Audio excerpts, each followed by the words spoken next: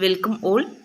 പ്രശസ്ത് app ഡിസബിലിറ്റിയുള്ള കുട്ടികളെ screen ചെയ്യാൻ വേണ്ടിയിട്ട് നമ്മുടെ സ്കൂൾ തലത്തിൽ ഉപയോഗിക്കുന്ന ആപ്പാണ് പ്രശസ്ത്.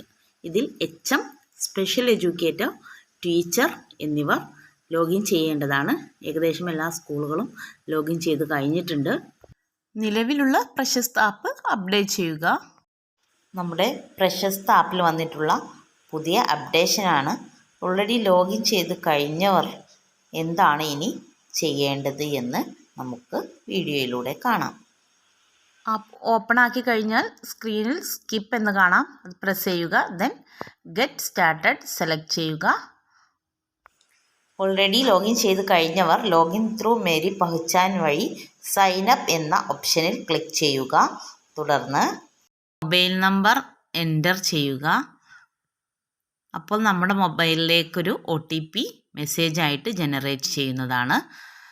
ദെൻ OTP അവിടെ എൻ്റർ ചെയ്തതിന് ശേഷം വെരിഫൈ OTP പ്രസ് ചെയ്യുക. നിങ്ങൾക്ക് വന്നിട്ടുള്ള OTP മെസ്സേജിലൂടെ നോക്കി കോപ്പി ചെയ്ത് അവിടെ എൻ്റർ ചെയ്യേണ്ടതാണ്. ശേഷം വെരിഫൈ OTP എന്ന് ക്ലിക്ക് ചെയ്യുക. അപ്പോൾ നമ്മുടെ പേഴ്സണൽ ഡീറ്റെയിൽസ് എൻ്റർ ചെയ്യാൻ വേണ്ടിയിട്ടുള്ളൊരു സ്ക്രീനായിരിക്കും തുറന്നു വരിക. നമ്മുടെ പേര്, ഡേറ്റ് ഓഫ് ബർത്ത് എന്നിവ എൻ്റർ ചെയ്യുക. ശേഷം ജെൻഡർ സെലക്ട് ചെയ്യുക. തുടർന്ന് യൂസർ നെയിം ക്രിയേറ്റ് ചെയ്യുക. യൂസർ നെയിം നമുക്കെപ്പോഴും ഓർത്ത് വെക്കാൻ പറ്റുന്ന 3 ക്യാരക്ടേഴ്സ് കൂടുതലുള്ള ഒരു പേരായിരിക്കണം അവിടെ എൻ്റർ ചെയ്യേണ്ടത്. അതിൻ്റെ താഴെയായിട്ട് ഒരു പിൻ നമ്പർ ചോദിക്കുന്നുണ്ട്. 6 ഡിജിറ്റ് നമ്മൾ പിൻ നമ്പർ നമുക്കറിയാവുന്ന, നമുക്കെപ്പോഴും ഓർത്ത് വെക്കാൻ പറ്റുന്ന ഒരു സംഖ്യ നമ്മൾ പിൻ നമ്പറായിട്ട് നൽകുക. വെരിഫൈ ചെയ്യുക. നമ്മൾ ഡിജി ലോക്കർ ലോഗിൻ ചെയ്യാൻ വേണ്ടിയിട്ടുള്ള പിന്നാണ് ക്രിയേറ്റ് ചെയ്തത്. അത് എവിടെയെങ്കിലും നോട്ട് ചെയ്ത് വെക്കുക. വെരിഫൈ ചെയ്താൽ നമുക്ക് ഇമെയിൽ ചോദിച്ചിട്ടുള്ളൊരു ബോക്സ് വരും. അതിലേക്ക് നമ്മൾ ഇമെയിൽ ID തെറ്റാതെ എൻ്റർ ചെയ്യുക.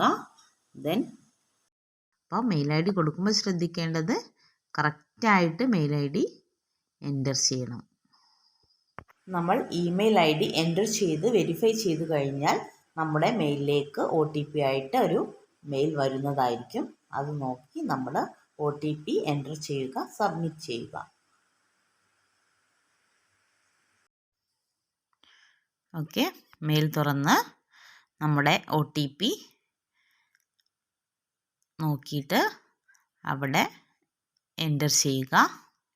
ദെൻ സബ്മിറ്റ് ബട്ടൺ ക്ലിക്ക് ചെയ്യുക. ഒരു കൺസെൻ്റ് അവർ ചോദിക്കുന്നുണ്ട്. അത് അലോ എന്ന് ക്ലിക്ക് ചെയ്യുക. ശേഷം കുറച്ച് സമയം വെയിറ്റ് ചെയ്യുക.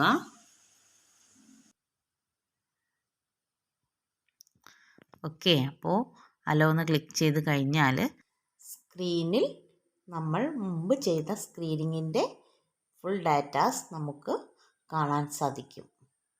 Okay, thank you.